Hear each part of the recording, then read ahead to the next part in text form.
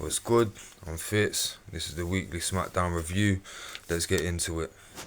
So Cody starts with an in-ring promo. Says Drew's a shit champion, that he's dropped the ball. Says that he wants to win the Rumble for a third time. Then we get Randy Orton interrupt as soon as he says that he's at an advantage because he's won the Rumble twice.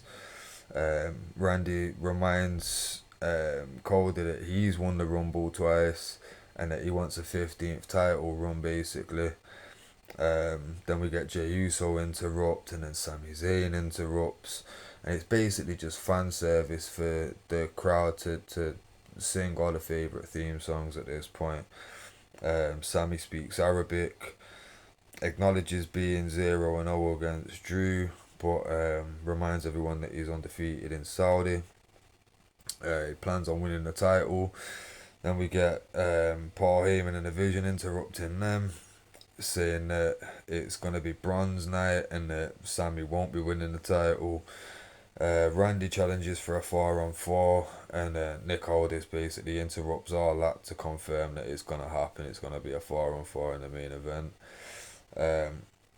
Very long segment. It really did just feel like it was for the audience there, like the people watching at home. Like, I don't know what everybody else thought, but it was painstaking, to be fair, for me personally anyway. Like I say, 30 minutes of that opening segment, like, it just seems way too long. Nothing happened other than setting up a 4-on-4 and reminding everyone who wants to win. And I'm not here for it. I'm not here for it, guys. 36 minutes in, we get Carmelo versus Rey Fenix. It's a good match. Carmelo ends up getting the win with the nothing but net.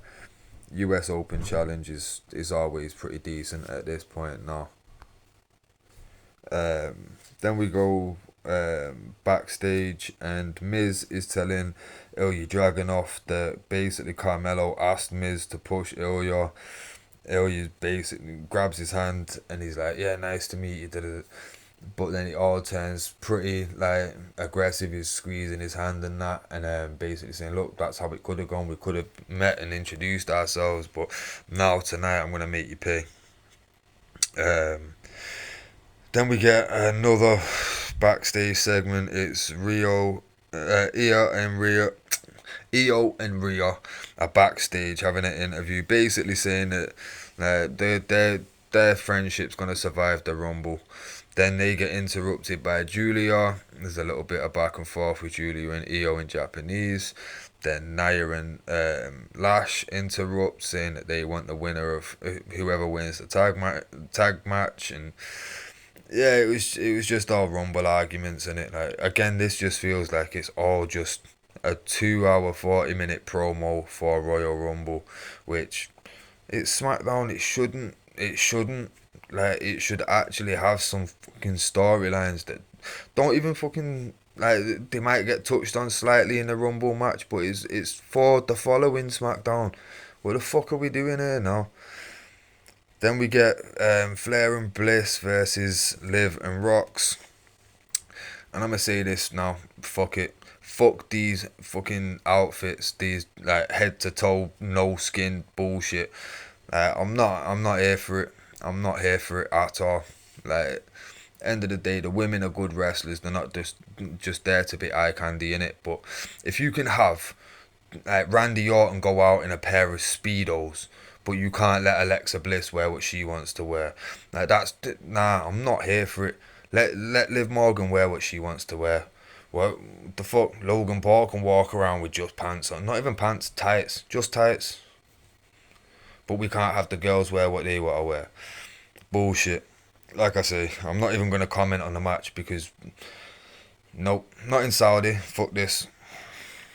Why would you do one of the big fours there, knowing that they're gonna say no, you got to cover up you fucking female wrestlers and this, that, and the next. But the women have to be covered. But men, bring them out bollock naked if you need to.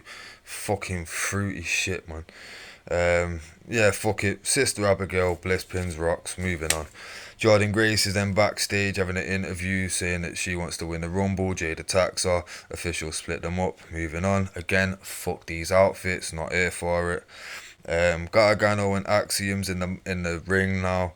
We've got a bit of a Axiom's in control and gets distracted by the mask sat in the fucking corner, which stupid. But then little roll up, little distraction. Gargano pulls off Axiom's mask that he's wearing, whilst he's like gloating that he's got the mask. Axiom puts the old mask on, the blue one.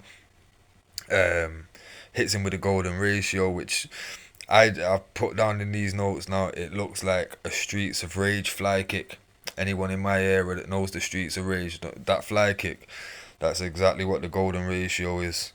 So yeah, Axiom wins, gets his mask back. Gargano probably gonna end up going to AEW with Ciampa, because why would you stay here to do feuds about stealing a mask with your missus? Then we get Ilya Dragunov and Carmelo Hayes backstage.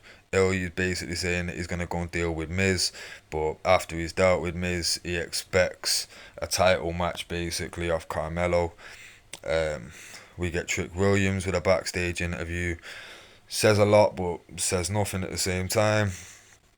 AJ Styles is then for a quick in-ring promo. Kind of seems like it could be a good buy, but then he starts talking about like he's got plans for this year. Then Gunther interrupts, says AJ plans are for nothing. It's the same stuff that we've been seeing in it. Like it's nothing special. Then we get a little tense. Gunther's on the apron. Is he gonna come in? Isn't he? He chooses not to, obviously. Yeah, fuck this show, innit? Like this show has been fucking horrendous. This is a Royal Rumble pre-show, but I'm sure they're gonna end up giving us an hour of fucking nothing on pre-show actually in later on today. But yeah. Then we get Shinsuke and Tama Tonga backstage. Tama's basically saying that Nakamura should retire. What about the Shinsuke Sayonara tour? Nakamura basically says like, look, I'm going to show you strong style next week. Tama kind of offended him by saying the Shinsuke he knew would beat AJ. So yeah, it's like maybe Tama's gonna be maybe they're gonna bring strong style in, and maybe they're gonna give Shinsuke a little build up before maybe he does follow AJ out later in the year. I don't know. Cause like I said, this Gunther retirement thing, it's gonna be a serious thing. Like if you remember the Legend Killer stuff with Randy Orton, like they was bringing back anyone they could do. Like anyone they could do. Let's bring back the $1 Million Man just to get kicked in the head. Let's just kick anyone in the head just to push this fucking angle a bit further and make the list longer, innit? But yeah, like I say, I can see it. I could see Truth, AJ, Nakamura, all at least them three all in the build up, and I could also see them bringing back someone like a Mark Henry just to do a one-off retirement. Like this is gonna be guaranteed the retirement show.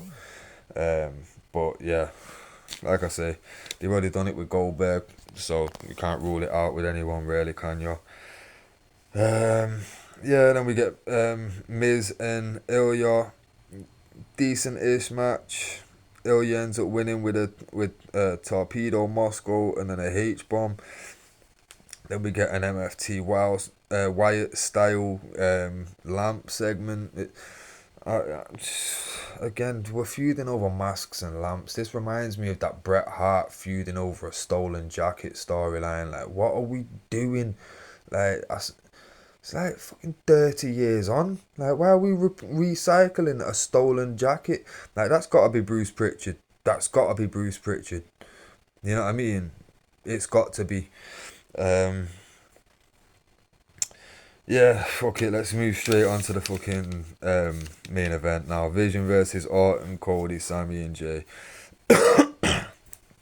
Pretty stereotypical 8-man tag in it. It starts off with a mass brawl, it levels out, it starts bit of order, then average fucking tag match, ends up Sammy's lining up with the haluva kick. Drew ends up coming like through the crowd seemingly.